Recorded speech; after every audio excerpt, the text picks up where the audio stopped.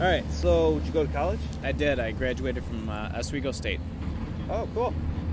What was your degree? History. Okay, so you have a bachelor's in history? Yep. All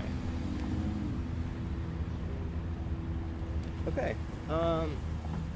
So why don't you, can you confirm to me too, so you said in an article that you're distantly related to Jim Walsh? Yeah. Okay. Large Irish family in Cool. Syracuse. Yeah, I have that same thing. Same thing with the Magna Rally. Yep. Okay. So why don't you talk to me a little bit about your thought process going into running for city council? Sure. I've lived in Syracuse for a long time, and seeing some of the things that have been happening between the increase in crime, the city's fiscal outlook, it's troubling just to sit on the sidelines. So I decided, if there's any time like the present, to be a leader in the city and rise up and try to do what you can. And I think it's time that the youth in the city really start getting more actively involved, whether it's running for city office or becoming a member of many of the various groups that are throughout the city. We can pull together and overcome some of these obstacles, hopefully reduce crime and improve our fiscal outlook in the city. Yeah, I appreciate that fact, that that you're young and that's what you want to see more of, young people getting involved in politics, because I think that's really important. How about have you thought specifically about anything that if you're elected that you want to see happen specifically? I think talking with neighbors, and as I've been going around door to door and speaking with the residents in the 2nd District, is their obviously number one concern has been crime. So either there's been a number of proposals that have been floating around, and unfortunately I think that some of the there's been a lot of talk on some of these actions, but not enough action on some of these actions, or some of these ideas at least. So I'd like to at least get one meeting, sit down with the neighborhood associations, TNT groups, the mayor, police department, the district attorney's office, all the law enforcement agencies that operate within the city, and see if we can't come up with some solution to start turning this thing around. I think there was a statistic recently of something like 40 police officers just retired over the summer from the city of Syracuse. So that means that some of the largest graduating classes from the Syracuse Police Department Academy graduated about 20-25 years ago. We're coming through a lot of waves of retirement, so we need to start hiring more police officers and getting them on the streets. Some neighborhoods are advocates for crime cameras. If that's something that they want in their neighborhood, then that's something that should be explored. So I think that we need to start addressing these issues, because you look online every day or watch the news every morning, and the top articles are who's been stabbed where, who's been shot, shots fired, somebody else has been mugged, somebody else has been robbed. These are the headlines of Syracuse. Who wants to come and move to Syracuse, raise their family, grow their business, or start their business in Syracuse when these are the headlines? We don't have enough good stories to tell when they're overshadowed by the bad stories. So improving the crime rate is my top priority. Cool. The question I posed to Joe was, you're a Republican, Mm-hmm. and that's usually someone who's fiscal conservative. Would it be something where you'd be willing to raise taxes in order to sort of see results? I think it's an option that should be explored. I'm not keen on the idea. I think, given our city's fiscal situation currently, it'd be tough to sell, to people that are out of jobs, and, a lot of people that can't make ends meet, and then you're going to come at them and say, well, we're also going to raise your taxes right now.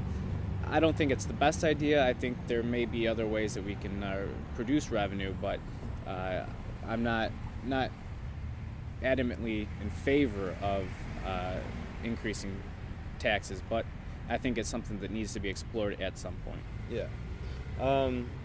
It was just interesting, because I went over a lot of the crime numbers when I've been interviewing the last two people I interviewed, and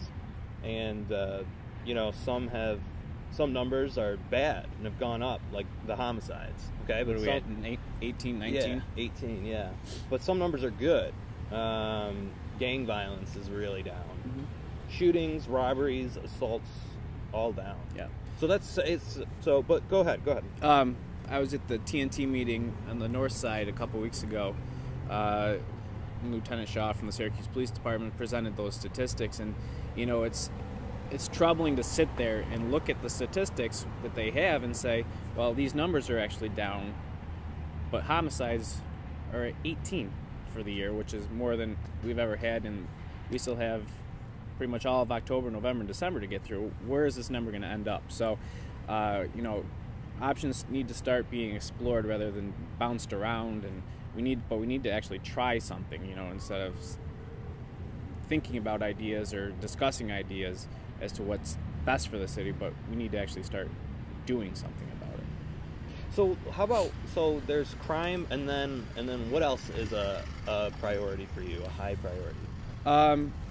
Obviously, I think the fiscal situation with the city, it's troubling to hear about, the mayor speak that we're heading towards bankruptcy, and she's exploring options about how to prevent us from going that route, which I'm very appreciative of. And so we need to start consolidating services either with the county or the private sector, looking at ways to cut costs within the city government to save the taxpayers money.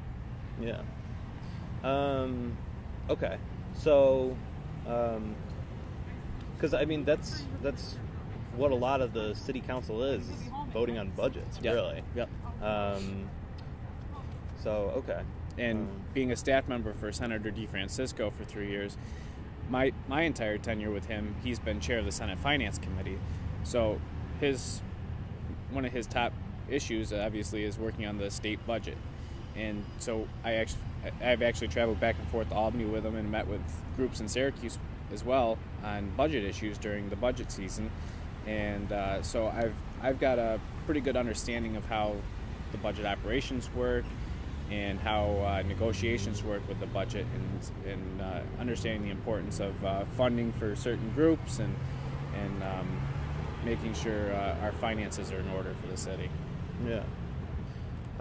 So have you been doing like door to door? Yeah. Yep. And what's the response been from people? Well, lately it's actually been a little difficult, I think, given the federal government shutdown, and people don't want to talk to somebody that's running for office, or they don't want to talk to anybody that's involved with government because they're disgusted by it, and I don't blame them. You look at what's going on in Washington, and it's absolutely disgusting.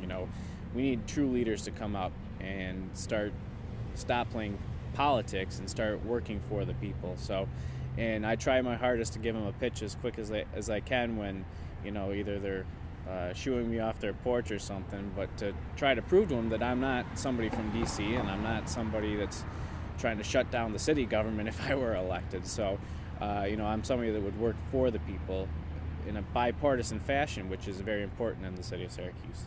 Yeah. Were there any other topics, priorities that you wanted to mention? Yeah. I'm running for the 2nd District, which is currently Pat Hogan's seat.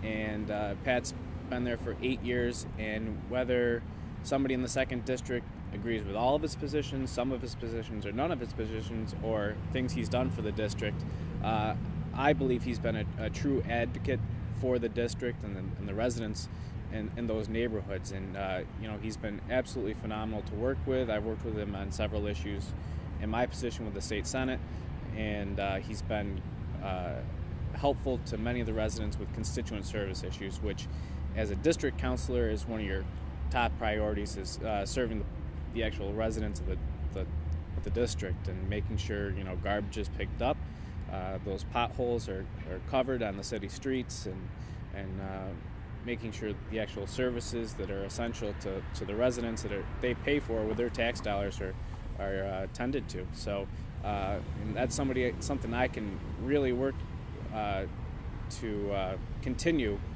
after Pat leaves if I'm elected, because it's what I do on a day-to-day basis now as it is. So I have that experience. So I interviewed Kevin Bott, who's the Green Party running for mayor. Yep. And one of the things he said was that, this city needs radical ideas to change. I don't have to get into specifics, but when we talk about a city going into bankruptcy, like Detroit, it doesn't seem like he's really all that far off thinking. What do you think about that? I'm not familiar, to be honest with you, with his positions or his ideas. I'd have to see what he proposed. It could be hot air for all I know, but I honestly don't think that radical changes is what the city needs. I think we have a lot of great people that are working to improve the city, and the harder we work together, the better the city will become. And we're going to start seeing a lot of changes start happening eventually, especially as we continue to work together.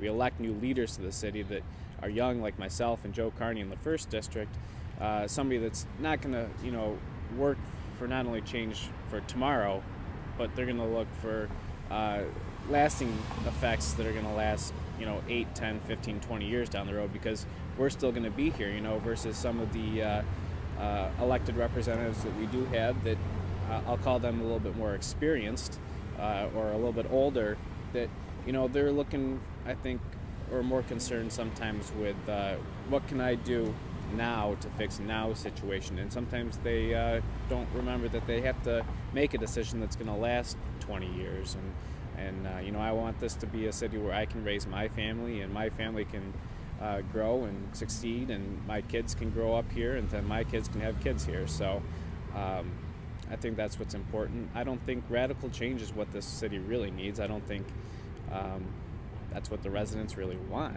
I think we need just to make smart decisions. Cool. And you kind of answered this, but going off that, do you think being young is a pro or a con? I think it's an absolute pro. We need energy. We need young minds that, are focused on not only decisions for tomorrow, but decisions for 20 years from now. So, I'm young, but I have a great deal of experience both in the private and public sectors that can really help the residents of the 2nd District. So, I don't think age should matter. My opponent's, I think, 28. So, I think that's what this city really needs right now, is young leaders to rise up and start making a difference. Cool. Is there anything else you want to say if you have an open platform right now? No, I think we just need to keep working together and not play politics, continue to work together to put some of these ideas that have been bounced around for a long time into action, reduce the crime, improve our city's fiscal outlook, and keep working hard. Cool. Thank you. Yep. That's perfect. All right. I'm just going to